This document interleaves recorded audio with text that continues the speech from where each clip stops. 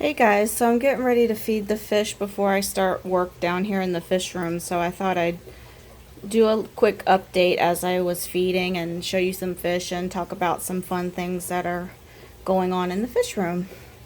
The first update, you might notice that poor Elvis is in this tiny little 5-gallon tank. He got himself stuck behind a rock in the big goldfish tank and had a nasty infection here on his side. You can kind of see it, but this water's a little bit cloudy because I need to change his water. But he had a really nasty infection over there from rubbing against that rock trying to get himself free. And so I had to set up an emergency tank, and we were in the middle of having electrical work done, so I had to pick a tank that I could fit on this shelf so it could be covered with plastic and protected from the drywall dust because they were drilling into the drywall to put new outlets in, something I'll talk about a little bit later. So he's pretty much almost healed up. He's actually going to go back in his house today because I noticed that this tank has a slow leak somewhere. There's actually water seeping out from under it. And so since he's mostly healed, I'm just going to go ahead and put him back with his friends and take this tank down and figure out where the leak is coming from so I can reseal it. Rather than getting a whole nother tank out to put him in.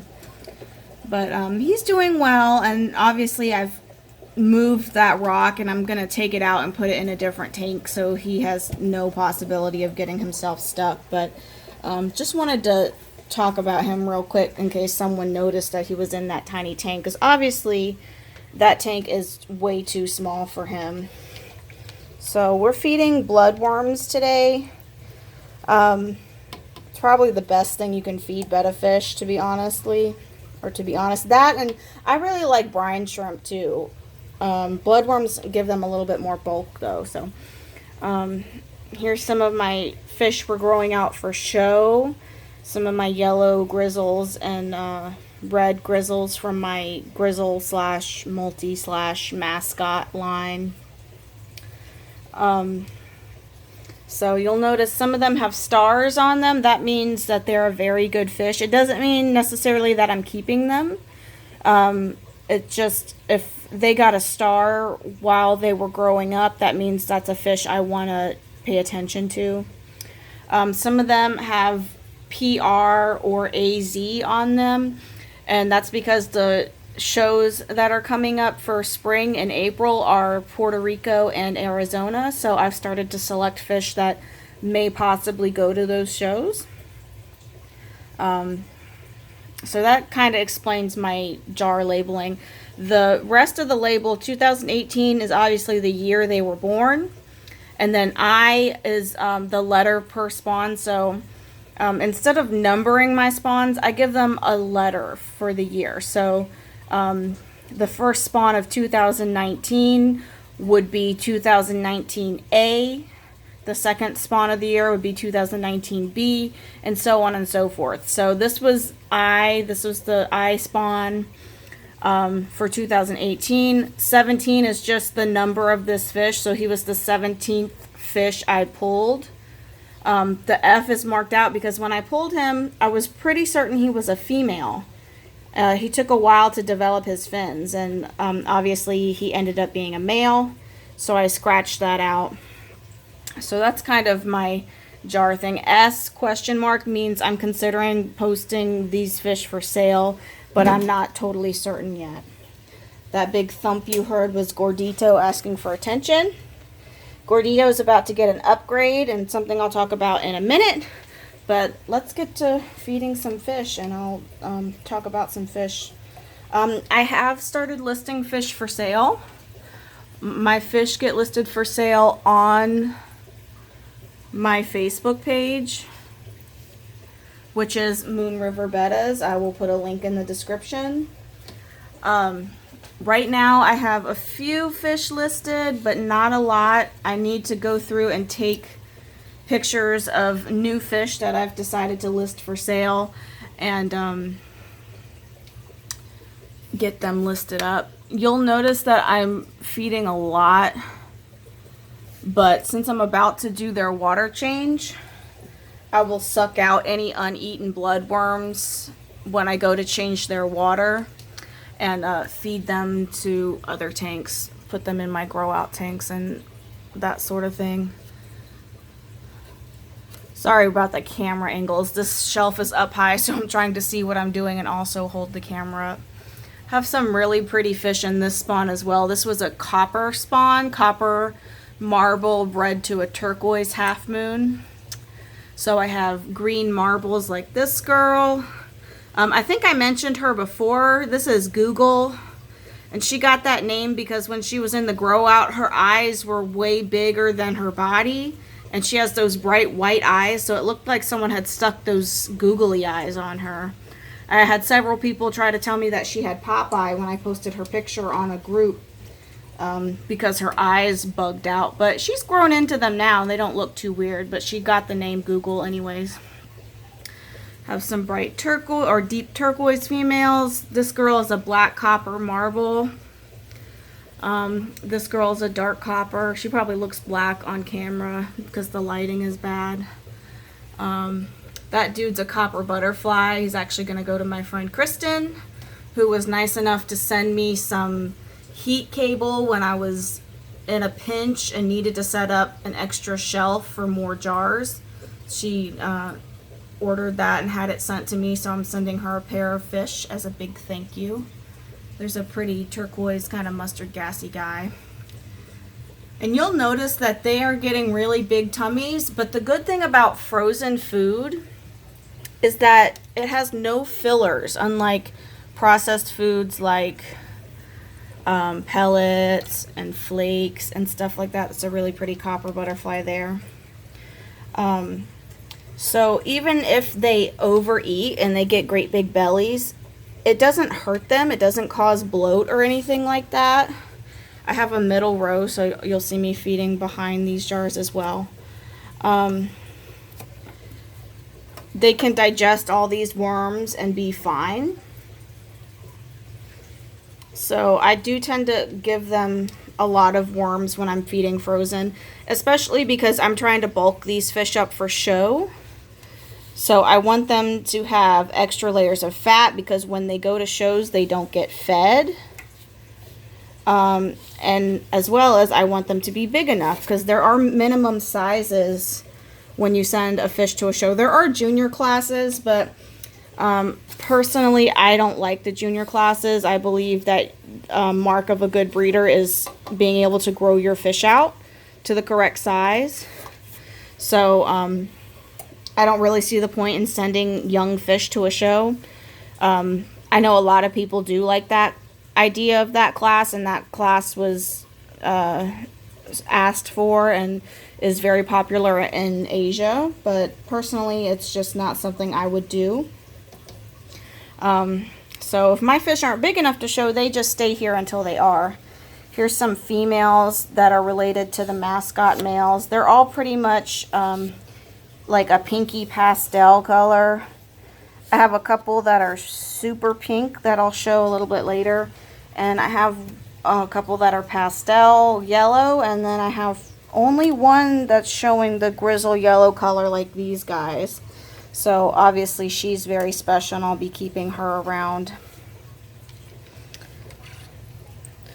You'll notice these guys aren't very well sorted. I tried to sort them by spawn, but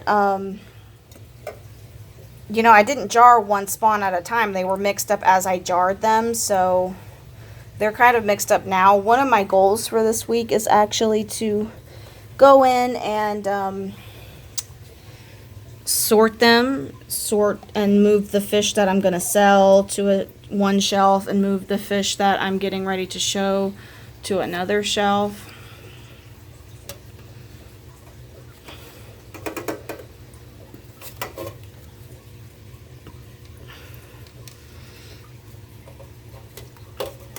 As far as other things I feed these guys, they do get pellets. I do not subscribe to the belief that all pellets are horrible and you should never feed pellets. I feed the highest quality pellets I can get. My fish have regular water changes, and I do not overfeed the pellets, which causes bloat. The main reason you get bloat when feeding dry foods like pellets is either the fish is too cold to digest the food because its metabolism is slower when it's cold, you're feeding too much, or you're not feeding a high enough quality pellet. So the pellets I feed are the bug bites. I feed the small tropical bug bites, not the betta kind, because there's really not a huge difference between them, to be honest. And then I feed North Finn's betta pellets. There's a pretty crown tail right there. And what else do I feed? I feed something called Azu Excellent Tropical Bits. We will talk about this in a second. I know it's blurry. So I feed several different brands of high quality pellets, as well as frozen bloodworms and frozen brine shrimp. Those are the bulk of those foods are the bulk of what I feed. And then I'll mix in some other pellets occasionally, like omega-1, or I haven't really fed a whole lot of New Life Spectrum. I did in the past, but it got to a point where my fish weren't really eating those pellets, so I stopped buying them and wasting my money. This guy is another copper butterfly. He's a sibling to the other one, and he's probably going to be my breeder from this spawn. He's a really nice fish. We'll see if he'll flare. Usually they won't flare when they're interested in food. This female might be the one I breed him to. I haven't decided on my female yet, but I really like that guy.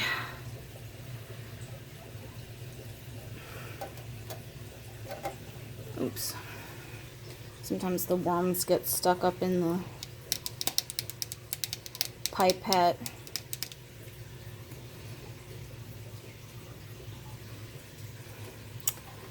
Here's one of the pink females I mentioned, and that's the grizzle female that I'm going to be keeping around, the grizzle yellow female. It's hard to see their colors because of the light, but she is grizzle. This male is probably my keeper male, one of my keeper males from this spawn. I plan to keep one with the red on the fins and one of the yellows and breed both of them.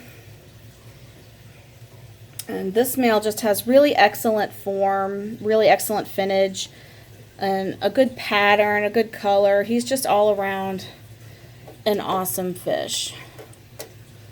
So he's one. I accidentally gave that guy way too many. Bettas, in my experience, will not eat themselves to death. Occasionally you'll get people who say their fry's stomach exploded from eating too much. And it might be true. I'm more of the thought that something else probably happened, like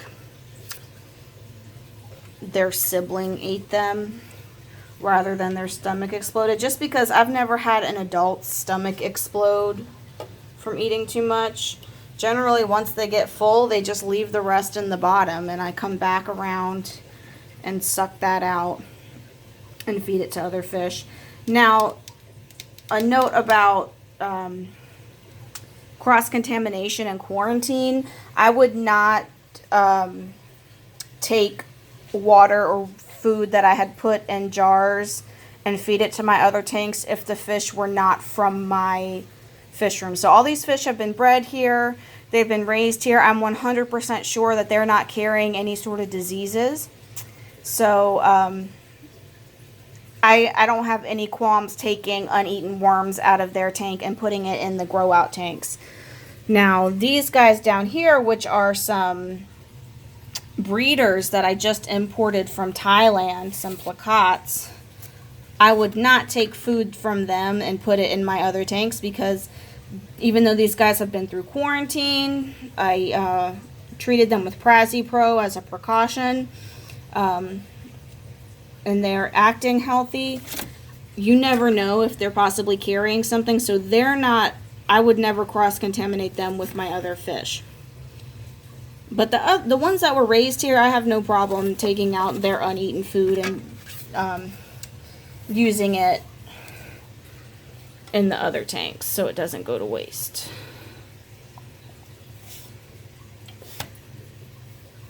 It's a pretty black veil tail. I don't know if you guys are going to be able to see him or not.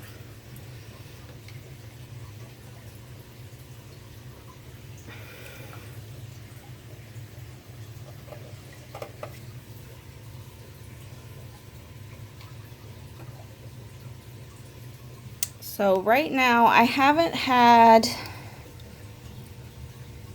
any spawns for the year yet, which is really unlike me to not have done any spawns, but I just kind of kept being lazy about it. Obviously having all these fish is a lot of work, so it was a lot easier for me to say, you know what, I'll push off spawning for now. And then we ended up having work done, so I put it back until we had the work done, and then I had to basically completely redo my fish room after doing the work. And only just now have things really kind of gotten back to mostly normal. So I will be going through and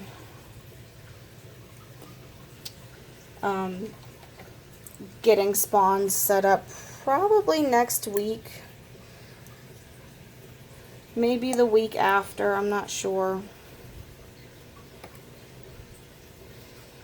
But I definitely need to get some spawns going soon, because the longer I wait, I run the risk of not having fish big enough for the fall shows. And when you're breeding for show, it's all about timing those spawns so that you have fish that are big enough to show, but not so old that they're not going to show well. Especially with long-finned fish like half moons, you run the risk of them accidentally tearing their fins, or their fins getting so big that they can't show, which is obviously something I try to breed against. I try to get fish that don't have ginormously long fins. Like this guy, he's over a year old. I know he's in a cloudy thing, but he's over a year old and his fins are not crazy long.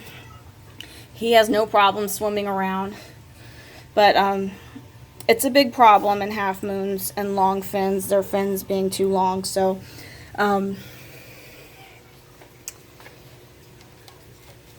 you want your show fish to be young enough that they can still show well and their fins are still nice, but not so young that they're too small to compete. So I'll wait till I turn the video off to get those guys up there, because I have to get on a shelf to do them.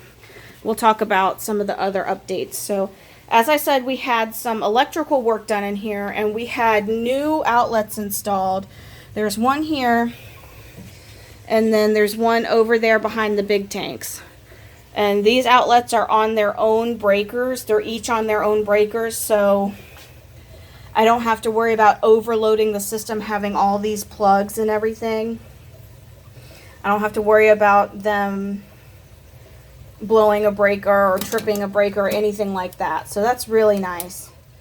Of course, to do that, I had to take down Gordito's tank and move him out of the way. I had to move the big tanks. We just drained them as low as we possibly could and pulled them forward so the guy could get behind them. And then I had to cover everything with plastic so no drywall dust got in there. And then after he was done, I had to rearrange all my cords. So that gave me an opportunity to get everything up to where it's easily accessed. Some people might say that's too close to the water, but this tank does have a lid, so I'm not too concerned about it. If I start to see any water droplets on the cords or anything like that, I will move it. But for right now, it seems okay. So I have power strips to control everything over here. So the heat tapes on this rack, you can see my thermometer or my thermostat right there. That's all plugged into here. My air pump is plugged into there. So everything fish related on this side is plugged in there.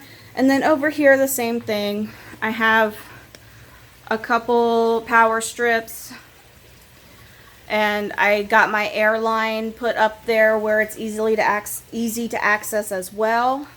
So I'm really happy with that. It was a couple days of work, but in the end, everything's a lot more organized. There's no jumble of cords anywhere.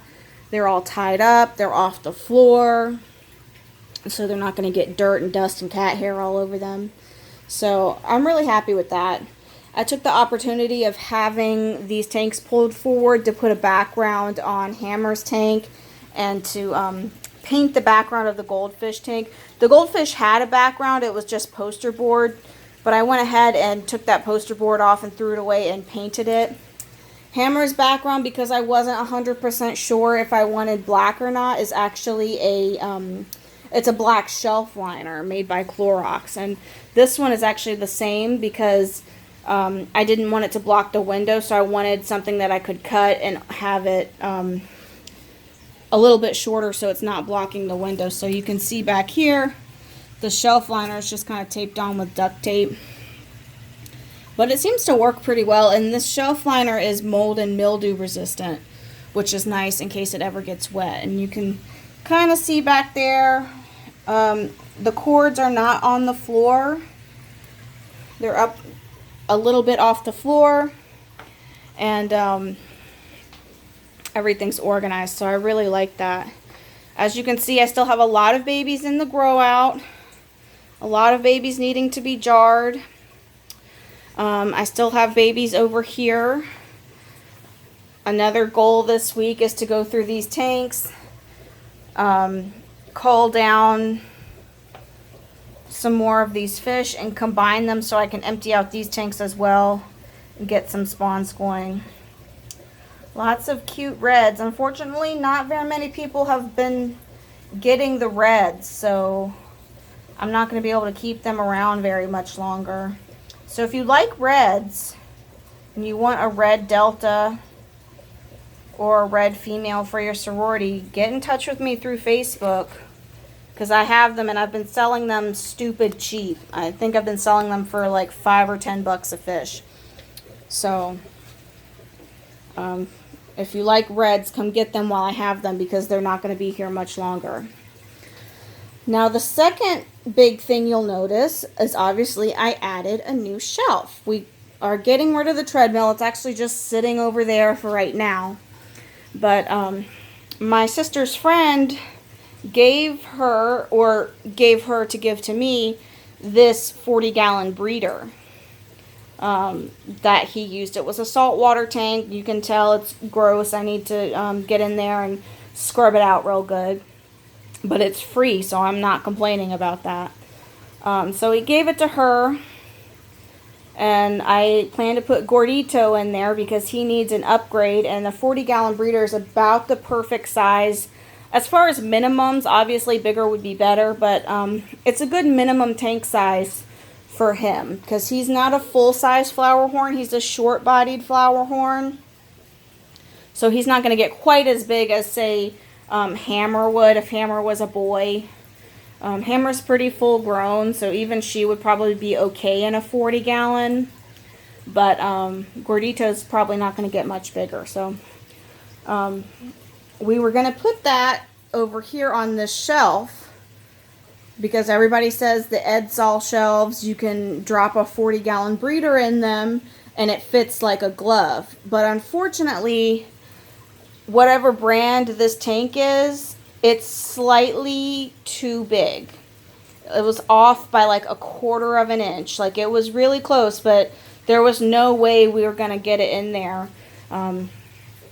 And believe me, we tried, but when the metal started bending, we realized that we were not getting it in there. So I don't know if this particular Edsall shelf is slightly smaller than the one that comes with the particle board, or what happened. This one we bought because it has a higher capacity per shelf. It has 1,000-pound capacity versus I think 800 or 400 or something like that.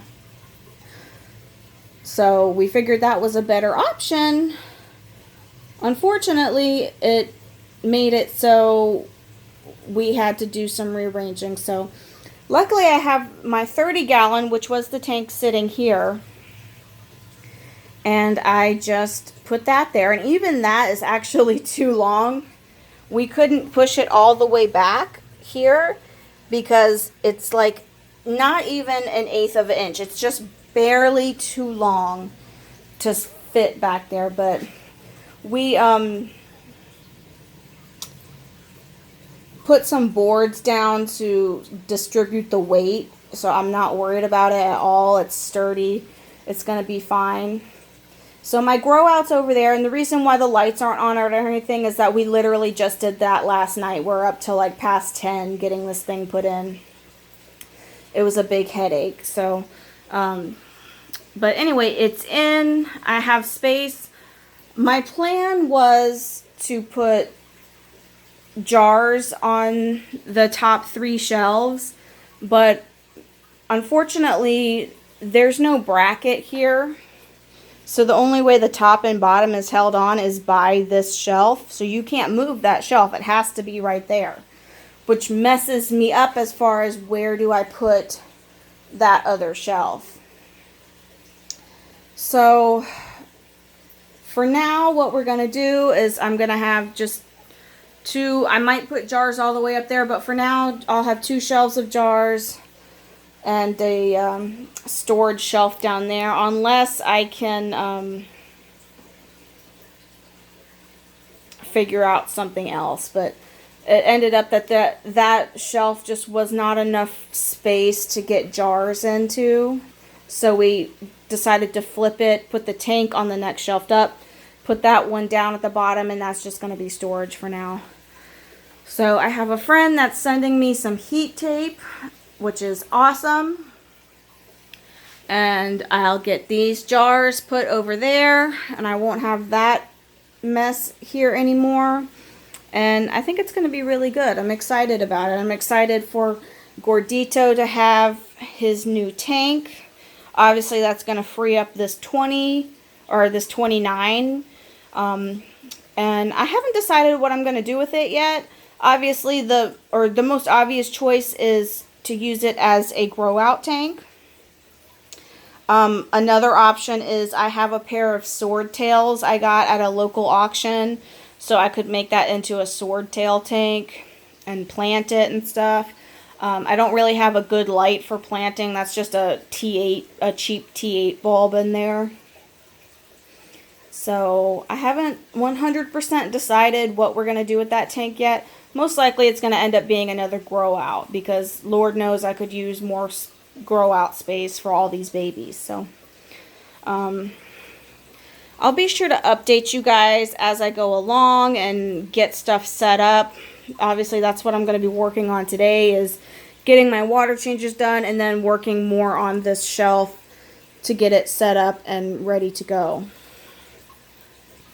So, alright guys, this update is super duper long now, but I hope you enjoyed it. Again, if you're interested, if you're in the U.S., I can't ship fish outside of the U.S. because I get that question a lot.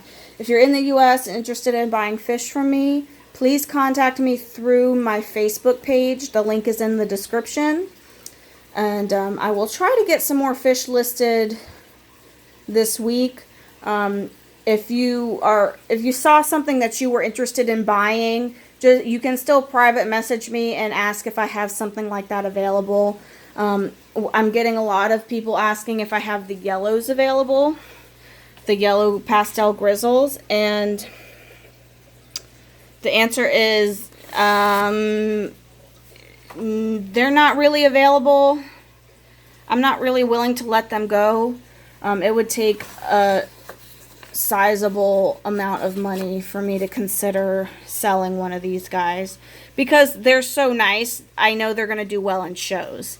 So in order for me to be willing to let go one of my show fish, it's you gonna have to make it worth my while, which I hate to sound like that, but it's true. Gotta be honest.